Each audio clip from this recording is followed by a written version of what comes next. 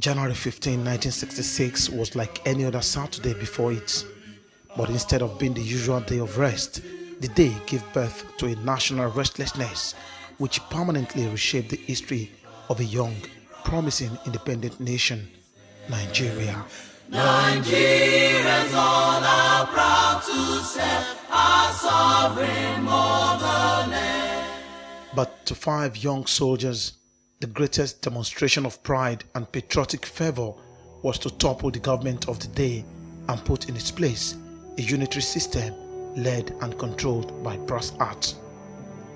Major Chukwuma Kaduna Nzeogo, the chief instructor at the Nigerian Defense Academy in Kaduna, North Central Nigeria, convinced 4 other soldiers to join him in a revolution that left 11 top Nigerian politicians and 2 soldiers dead, while many others were kidnapped. Major Nzeogo's team of coupists, which included Timothy Onwatuego, Emmanuel Ifeajuna, Adewale Ademoyega, and Chris Anuforo, justified the military action on the need to rid the nation of corruption because, according to them, the men who were running Nigeria were so corrupt that if care was not taken, they could run the nation aground. The soldiers gave an instance of federal ministers living flamboyantly and looting public funds at the expense of national development. While trying to present an historical framework on which the coupists erected their claims, a social commentator versed in Nigerian political history recounted what the political atmosphere of the young nation looked like before the coup. At that point in time, Ojukwu went to Ejo, and he went to Gowon, asking them to let them carry out a coup. They refused to agree. The coup that took place was carried out by people who did not share, by soldiers who did not share the position of the Ojukus in the army. I was in secondary class 4 that morning of the coup. I was in class 4.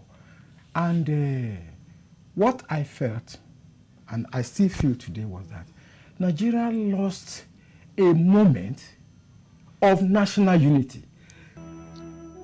On that Saturday morning, it was told that Major Nzeogo dramatically built up activities that culminated in the coup. According to history books, the soldier hid under the pretext of conducting a nighttime training exercise known as Exercise Damisa for his men within the Kaduna mansion, which served as the residence of Premier of the Northern Region, Sir Amadu Bello, in Kaduna.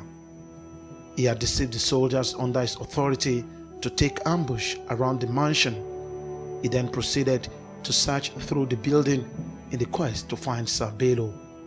His effort yielded result as the Premier personally handed over himself to the soldier. Major Nzeogo pulled the trigger.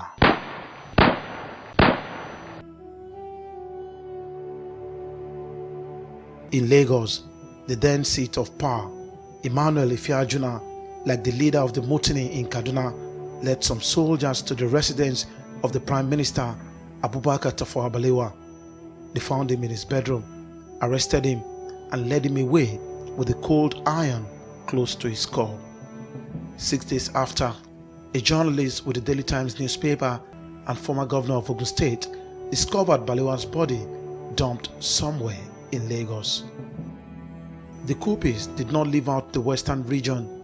They swept on the Premier, Chief Samuel Akintola, who had gathered intelligence that the soldiers were out on a mission. Chief Akintola did not go down without putting up a fight. He opened fire on the soldiers who had stormed his Ibadan residence, led by Captain Emmanuel Nwobose, although Nwobose and his men did not leave until they killed the Premier. For Ofemo, many things played out in the background before the 1966 coup, which he insists was Nigeria's second, contrary to popular belief. The real crisis began in 1957-58, during the constitutional conferences preparatory to independence. The NCNC was told that if they formed a coalition with the action group, they would have problems because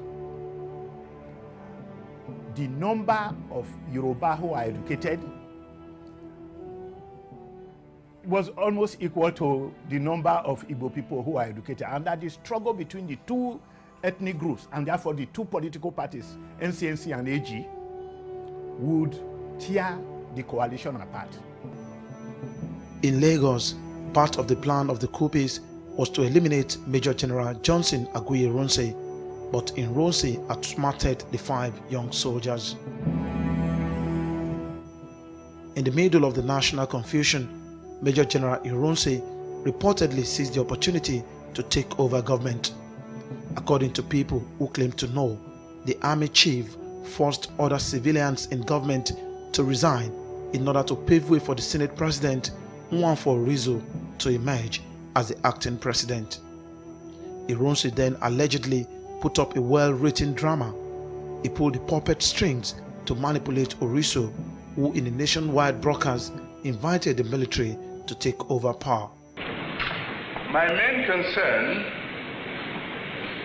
is to restore law and order as soon as possible.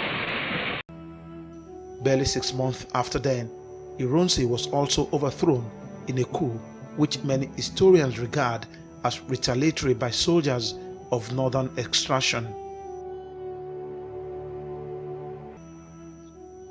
50 years after the coup, has Nigeria learned anything from that experience? I don't think so. That's my personal opinion and observation. The Nigerian government under democracy has not learned any lesson from the coup. Otherwise, this type of, or the system they are using today will not be adopted. I can say that we've learned our lessons, because during the military, they rule with decrees, and nobody questioned their authority. They have power to do and undo. Unlike the civilian government, you have to go through the National Assembly before you do anything, before you carry out anything. Yeah, I think we learned a lot of lessons, but at the same time, the lesson is not really deep, into our own, the civilians. Although there have been about 8 other coups d'etat in Nigeria since the January 15, 1966 coup, none really changed the course of Nigerian political history like the one led by Major Chukwuma Kaduna Nzego. Oba Adeoye, TVC News, Lagos.